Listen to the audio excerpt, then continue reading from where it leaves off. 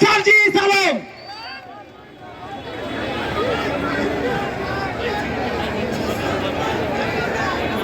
বাংলাদেশ জাতীয় নাগরিক পার্টি 1947, 1952, 1971, 1971-এর পরে এই একবিংশ শতাব্দীতে নতুন আরেকটি অধ্যায় 2024। আমরা এখানে এই 24-এর অভ্যুত্থানে ফ্যাসিস্ট বিরোধী যে লড়াই করেছি, খুনি হাসিনার বিরুদ্ধে আমরা যারা ঐক্যবদ্ধভাবে লড়াই করেছি, বাংলাদেশের ফ্যাসিস্ট বিরোধী সকল রাজনৈতিক দলের মতের, ধর্মের, বর্ণের, বয়সের যে মানুষ আমরা আজকে এখানে ঐক্যবদ্ধ হয়েছি, আমরা প্রথমে কৃতজ্ঞতা জানাতে চাই বাংলাদেশের ফ্যাসিস্ট বিরোধী লড়াইয়ে যত রাজনৈতিক দল ছিল যারা আজকে এখানে উপস্থিত হয়েছেন, আপনাদের প্রতি আমাদের অন্তরের অন্তঃস্থল থেকে কৃতজ্ঞতা। আমরা শুধু আপনাদেরকে একটা কথাই বলি, একটা অনুরোধ করি, আমরা বিশ্বাস করি যদি ওই 5 আগস্টে খুনি হাসিনা জান নিয়ে পালিয়ে যাওয়ার পরে আমরা এই বাংলাদেশ নিয়ে যে স্বপ্নগুলো দেখেছিলাম সেগুলো আমরা বাস্তবায়ন করতে চাই, তাহলে আমাদের এই রাজনৈতিক দলগুলোকে ঐক্যবদ্ধভাবে কাজ করতে হবে। আমাদের যে কোনো একটি বিষয়ে কথা থাকবে, যুক্তি তর্ক থাকবে, কিন্তু দিন শেষে যেটা দেশের জন্য, দেশের মানুষের জন্য মঙ্গলকর, আমরা সবাই যেন সেটাতে ঐক্যবদ্ধ হতে পারি। আমরা বিশ্বাস করি আমাদের এই রাজনৈতিক দলগুলোর মধ্যে যদি এই মিউচুয়াল রেসপেক্টটা থাকে, আগামীর বাংলাদেশ হবে অপ্রতিরোধ্য বাংলাদেশ।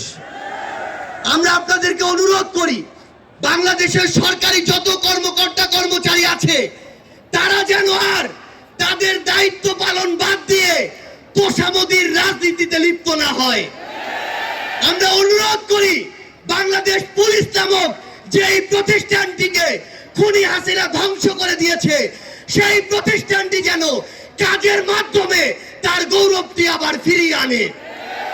আমরা আপনাদেরকে অনুরোধ করি সরকারি সকল অফিস আদালত যত কিছু রয়েছে, সে পুলিশ হোক, বিচারক হোক, আমলা হোক, দয়া করে জনগণ থেকে হাত পেতে ওই ঘুষের টাকা নিবেন না। দয়া করে জনগণের জন্য, জনগণের সাথে সামান্য স্বার্থের জন্য এই অন্যায়গুলো করবেন না। আমরা আপনাদের সামনে অনুরোধ করতে চাই এই রাষ্ট্রীয় প্রতিষ্ঠানগুলোকে খুনি হাসিনা নিজ হাতে ধ্বংস করে দিয়ে গিয়েছে। সকল রাজনৈতিক দলকে ঐক্যবদ্ধভাবে এই প্রতিষ্ঠানগুলো সংস্কার করতে হবে। এই প্রতিষ্ঠানগুলোতে যেন সেই মানুষটি বসে যেই মানুষটি দেশ এবং মানুষের জন্য ভালো, সেই মানুষটি নয় যেই মানুষটি আমার মাইম্যান। আমাদের একটি জিনিস লক্ষ্য রাখতে হবে, আমার সামনে আমার আহত যোদ্ধারা, আমার সামনে 16 বছর ধরে বিভিন্ন রাজনৈতিক দলের কিংবা নির্দলীয় যারা ফাইট করেছেন তারা বসে আছেন। আমার সামনে আমার শহীদ পরিবার রয়েছে। এই প্রত্যেকটি গুম, খুন, বিচার বহির্ভূত হত্যা, এগুলোর বিচার যেন আমরা ঐক্যবদ্ধভাবে করি। এই খুনি হাসিনার বিচার যেন আমরা ঐক্যবদ্ধভাবে করি। একটা জিনিস মনে রাখতে হবে, নিজেদের সামান্য স্বার্থের জন্য যেন কোনো অপরাধী ছাড় না পেয়ে যায়। কোনো অপরাধীর জন্য সুপারিশ নিয়ে আমরা যেন থানায় না যাই। কোনো অপরাধীর জন্য সুপারিশ নিয়ে আমরা যেন কোনো বিচারকের কাছে না যাই।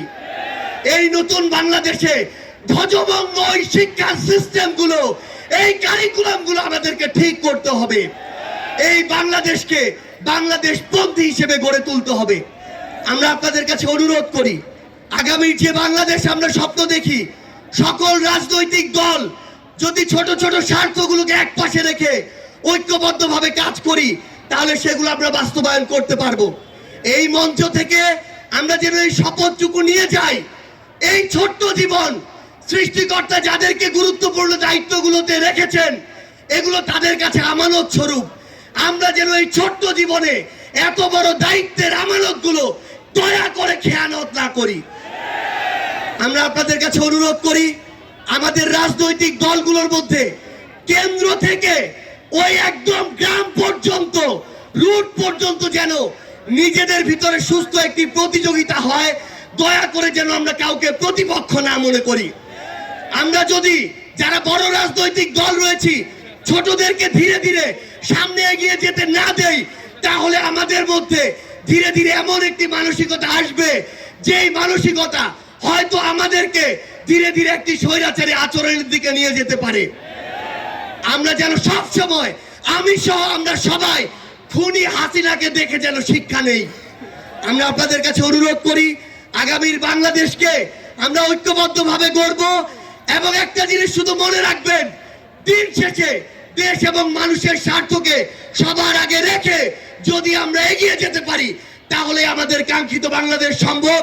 আপনাদের সাথে লড়াইয়ের রাজপথে অথবা বিজয় দেখা হবে।